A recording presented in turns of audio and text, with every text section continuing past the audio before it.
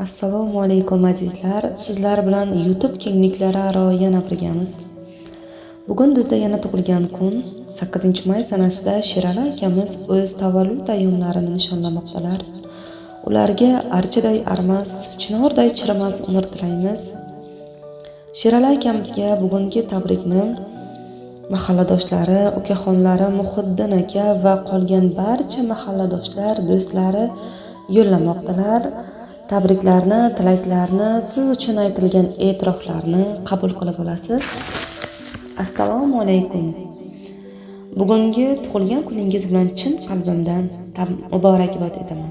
Doimo hozirgidek el-yurt orasida obro'li, mahallamizda e'zozli, oshna og'aynilar orasida hurmatli, oilangizda esa qadrli inson bo'lib yuring deyman.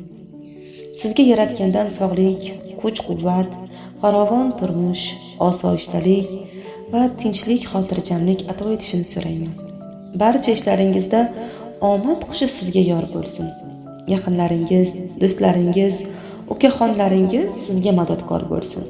Har doim hozirgidek mard, metinday mustahkam iroda egasi bo'lib qolishingizni hamda atrofingizdagilar siz bilan faxrlanib yurishlarini astoydil xohlab qolaman. Hayotingizdagi baland cho'qqilarni birin-ketin zabt etib, oldingizga qo'ygan barcha maqsadlaringizni muvaffaqiyat bilan ado etishingizga tilakdoshman.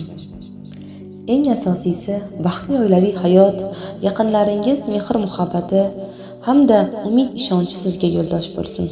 Allohning o'zi sizni asrasin. Sherali aka, shuni bilingki, sizga hurmatim baland.